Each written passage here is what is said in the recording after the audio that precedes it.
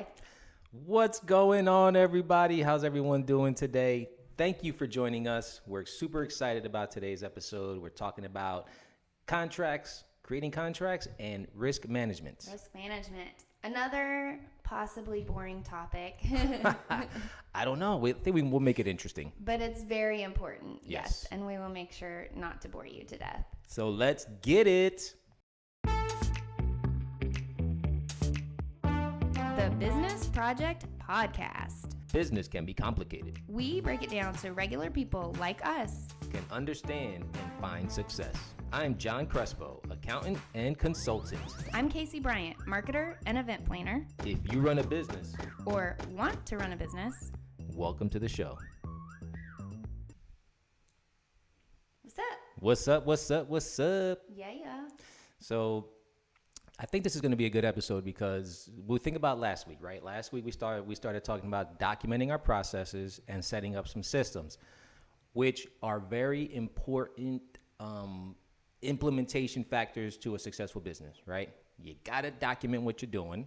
So documentation and contracts are going to go into each other, right? Yeah. And then setting up systems, like you want to set up a risk management system as well. And that's a system that's going to protect your business. So good conversations. I'm interested in learning more about the risk management part. I feel like that is not my strength with my business. So Yeah. yes.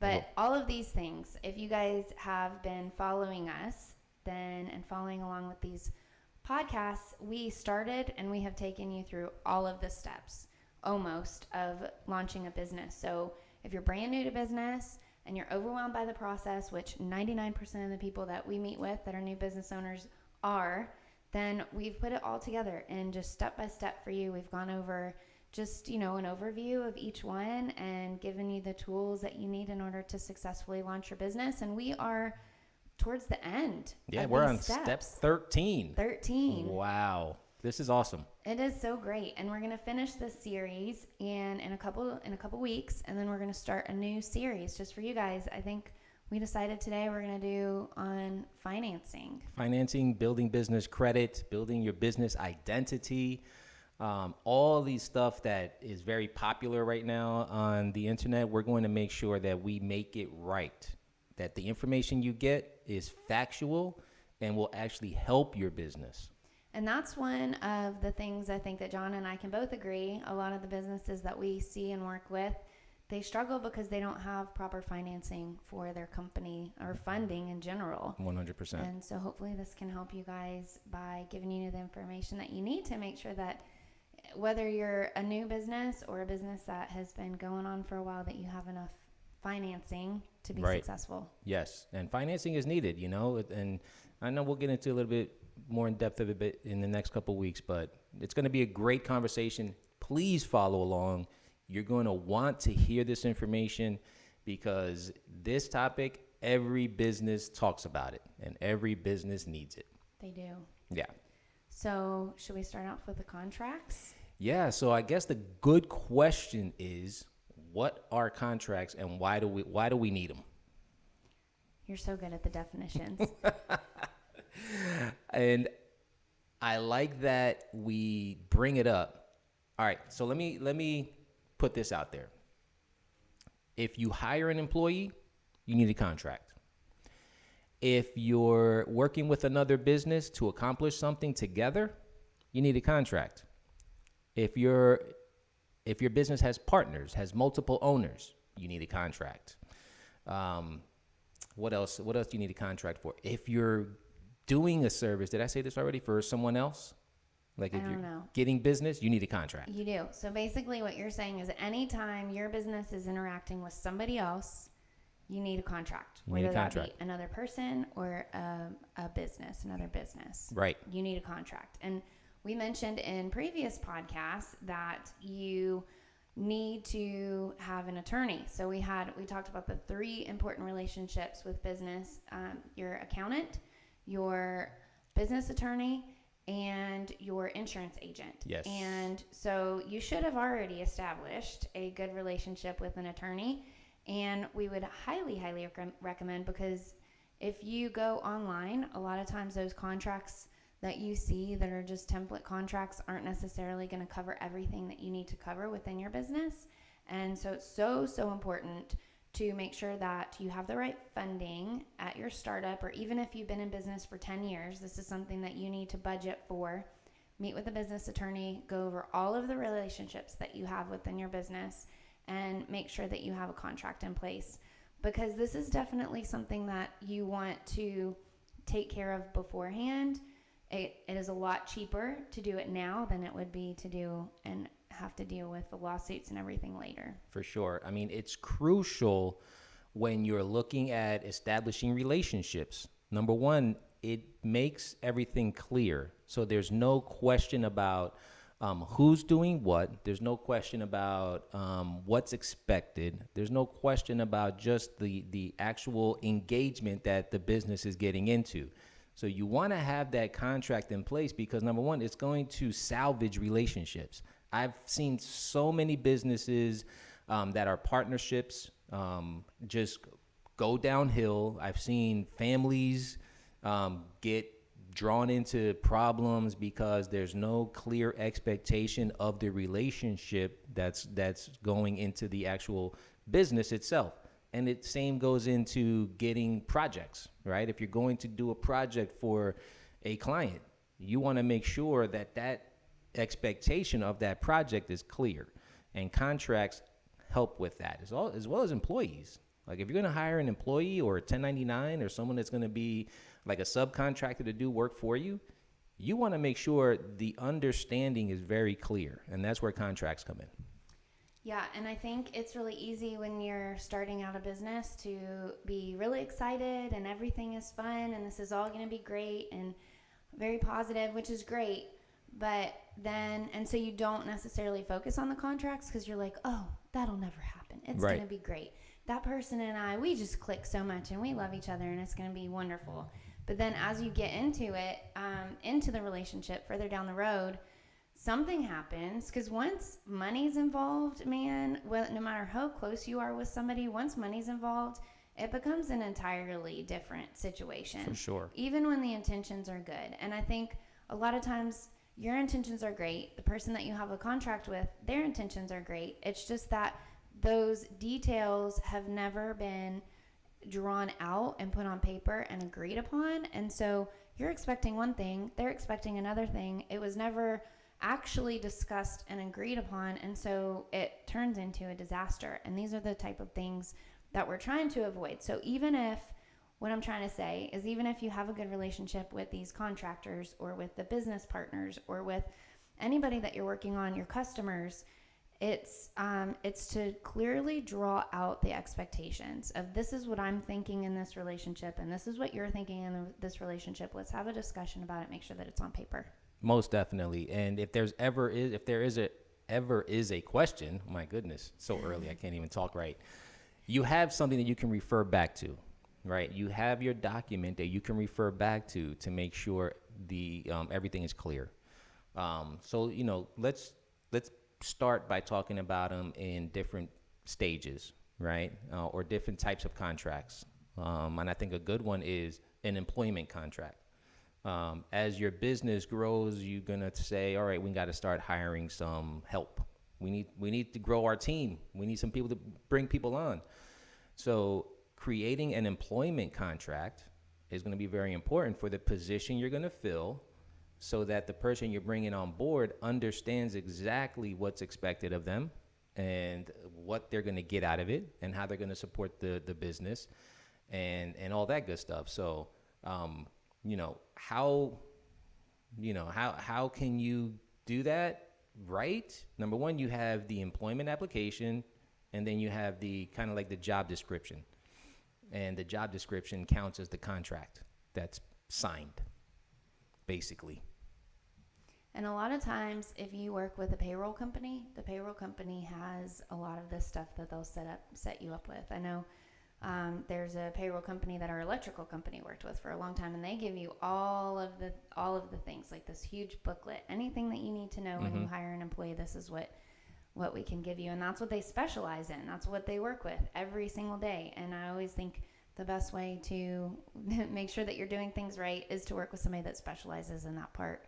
For sure. And so don't feel like you have to do it on your own either. Sometimes it's good to start off right away with an employment company or with somebody that specializes in this. Pay a little bit more, but you get it all set up right from the beginning.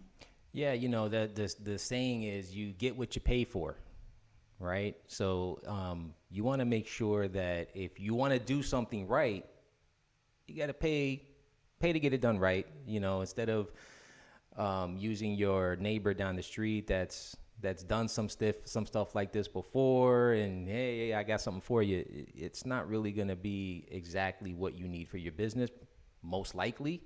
So you want to make sure that you have the right partnerships. So the attorney, the payroll service, all of that in place that you can refer to make sure your contracts are done right. So another one similar to employment is like a subcontractor agreement, where you're hiring people or companies to help you accomplish a project, right? You want to make sure that agreement is solid too. Yeah, for sure. And if you don't know the difference between an employee and a contractor, you need to go back to our previous podcast. I don't know exactly which one it was. We can put it in the show notes, but that is a very, very important thing to distinguish between is an employee and a contractor.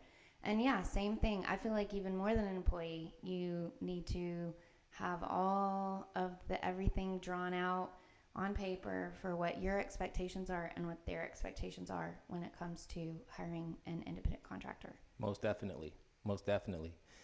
So I say the next one would be when you're getting you're bidding on a project, or you were awarded a project, right? And you're dealing with a client now. You want to make sure you have a contract in place so that the expectation of that project, the cost, what you're required to do, everything that you're going to provide, everything that the client's expected to provide to complete the project is clearly stated in that contract. Yeah, that is, again, a really great thing to involve somebody that has dealt with clients and customers before. Because another thing to consider is that, especially if it's your first one or your first time providing a certain service or product or whatever, there's a lot of things that can happen that aren't even on your radar or haven't even come across your brain yet. And so if you work with somebody that has done these before and that has some experience and that has seen all of the things that could possibly happen, then they can help you make sure that that's in the contract. Yeah, definitely. So if you didn't get anything out of this conversation, you need to make sure you have solid documentation, clear documentation about the partnerships that you're getting into, to make sure the relationships aren't strained, and make sure you have something you can refer back to whenever there's a question. And just like we talked about with the business plan, these contracts can be changed and adjusted. It's not something that you hire an independent contractor and you sign it and you put it away in the closet and you never visit it again. If this is somebody that helps you with your website, or somebody that you work with on a regular basis for long periods of time, you need to probably the relationship is going to change over the years, over the months, and so you want to make sure that you pull that contract out, that you look at it, and that you make sure that everything is still up to date and relevant. Don't just throw it in a filing cabinet, because if something does happen, then you're going to be looking at a very outdated contract that you're trying to solve problems with. Yeah, and I just want to put one last thing. It makes you look professional. If you have a contract in place, let's just say you have your services that you provide, that your company provides. You have your services listed out, and be very detailed about what you're providing your clients when you're doing that service. That makes you look professional. And being able to come to your client and say, here's our contract, here's what we agreed on, and everyone signs it, people respect that. And that's, it puts you one step above your competition. Yep, I agree. I love it. That's great. So should we go on a quick break, and then we'll go over risk management? Let's do it.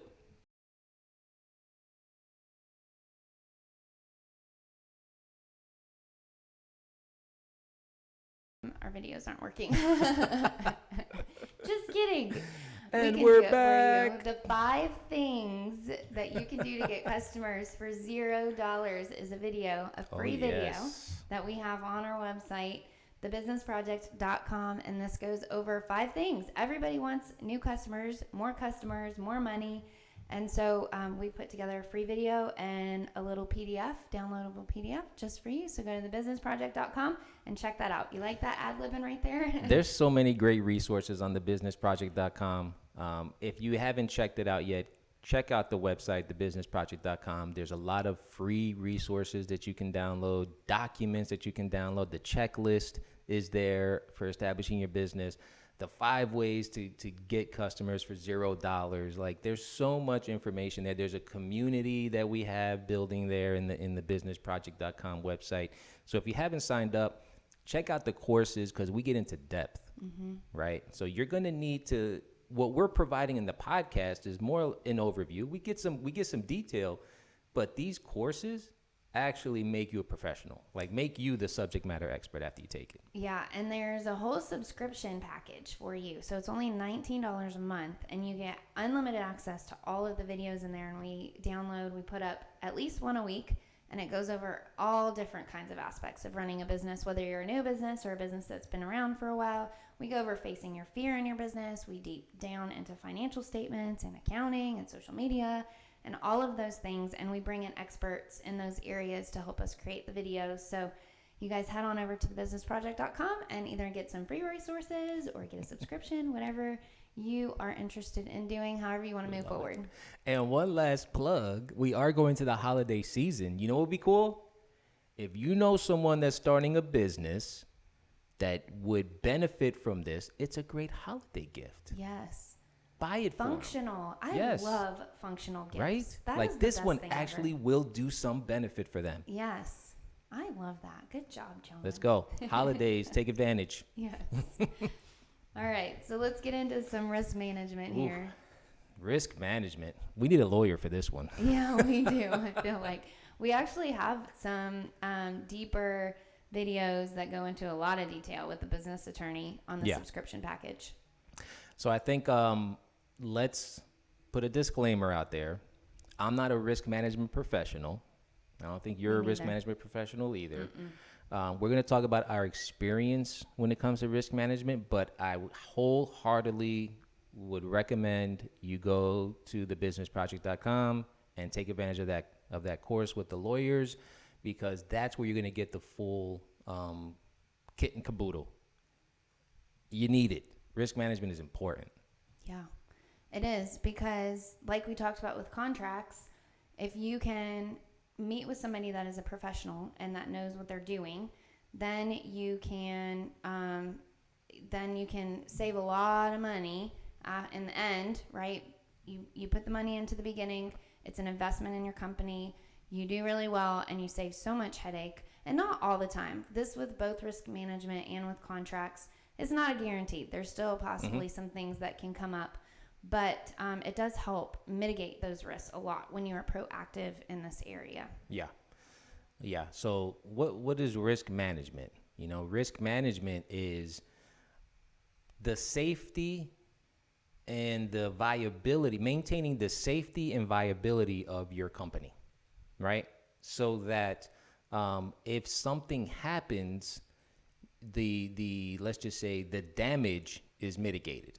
So mitigating as much damage to your business as you can. That's risk management. That's a great definition. You came out of that off the top of your head, Ooh. too. That was really good. The coffee good. kicked in. And contracts are a part of risk management. Yes, for that's sure. one part. And I think we spend a lot of time on that because that's something that all businesses need, something that we all deal with. But some other types of risk management within your business, just think of anything that could go wrong. Yep. Insurance is another type of risk management. You get a good insurance policy for your business because you put the money in at the beginning so that if something were to happen, it's not going to drown your company. You have things in place. Yeah. And I think there's, states have implemented some regulation, I guess, on businesses because, there's a lot of stuff that happened in businesses that weren't really covered or protected back in the day. So workers' compensation falls under insurance, but workers' compensation is a different policy that some businesses may need, especially if you're in the, let's just say the trades field where the possibility of injury can happen on the job site. You want to make sure that your workers are protected. So workers' compensation is a risk management, let's just say, implementation that a business should have depending on what you do. So another one that kind of goes into that is policies and procedures. If you have a business, even if you're just a restaurant and you mop the floors, opening and closing or during the break or whatever, having that could be a potential risk, is having customers fall or having your employees fall. And so policies and procedures can be another form of risk management. Make sure that everybody understands, how certain things are done to make sure that people don't get hurt. Yeah, and I think that we spoke about one a little while ago when we were talking about documentation, right? Documenting procedures. And one risk management focus on that is, let's just say you're opening a store in the morning and you have one employee that is set to open the store. God forbid that employee now is being mugged while opening the store. The robber forces them into the store to open the safe and all that stuff and get money. A risk management procedure would be where you have two people at store opening, one watching the opener, one, making sure that everything is safe so that God forbid something happens. So you're thinking about your business. When it comes to risk management, you're thinking about your business and you're thinking what can go wrong and what can we implement to mitigate what can go wrong, or what can we implement to put a response to what can go wrong. So that's how you have to think about everything that you do in your business when it comes to risk management. And that even goes along with if you do have a physical store, what happens if somebody comes and steals something? Do you have your employee run after them with a gun, which right. probably is not the best idea, right? Or, do you just having those types of things in place to where the employees know if something were to happen, this is how we handle it as a company. Yeah. Yep. And another one, you brought up the mopping, right? So what would be the risk management procedure when you're mopping? Is you get the sign, right? You got to have the sign out so you make the people surrounding that area aware that there's potential danger. So if they fall, so that you don't want them to fall. So the sign mitigates the risk, right? That's good. Yeah. We've actually done a pretty good job of describing risk management. Yeah, we have. Yes. Wow. And I like that earlier you said that a lot of regulations are put on companies that are mandatory. And I think that is a way of helping you avoid risk. That's one of it's usually that. Sometimes it's just to get money, but usually it's to help you avoid risk. Yeah. And things like, if you're a restaurant, this is the temperature that you need to keep your meats at, or, how you need to clean, or all of those things. That's all because of risk management for your business. Yeah. I remember when I was younger, there was this big lawsuit against McDonald's because of coffee. The coffee, I do remember that. Remember that? Mm-hmm. Where somebody got burned so bad because the coffee was so hot, and there was no labeling on the cups to let people know, hey, the coffee's hot. I mean, who's going to buy coffee and not know it's hot? But you have to protect yourself as a business, because it's something as simple as that. Buying a cup of coffee, right? And you expect your clients or your customers to know that this is going to be hot, or you assume, right? And what does assume does? You have to just make it plain. You have to make it clear for the most lay of the layman's to protect your business. Yeah, that's really good. So if you guys haven't taken anything from what we've talked about today, you need to meet with a business attorney. Yes. And you need to figure out your contracts, and you need to meet with professionals in your industry, businesses that specifically work within your industry on risk management types things, insurance, safety procedures, food storage, all of that stuff. Make sure that you know what you're doing and put some policies and procedures in place and communicate that with your team to help mitigate risks within your business. Yes, just having insurance isn't enough. Mm-mm. Just having an insurance policy is not enough risk management for your business. Think about everything that can go wrong and talk to those people, the professionals that can help you implement the right stuff to keep you safe. So good. This was good. See? Yeah. I hope you got something out of this, but in reality, go to thebusinessproject.com, get into this course, because if you can implement the right stuff, then you're setting yourself up for success. Help us spread the word about this podcast too. There are so many businesses. We started this because we saw a need for businesses just getting the basic information about running a business. And so if you guys know any business owners, please, we would love it if you share this, no matter where you're listening to, share this podcast with them so that they can get on board too. Yes. Like, share, or follow, all of that. Again, don't forget Christmas is coming up. The holidays are coming up. Share this for those that can use it. What a free gift. That's a good free gift. Here, I got you an awesome podcast. For real. For real.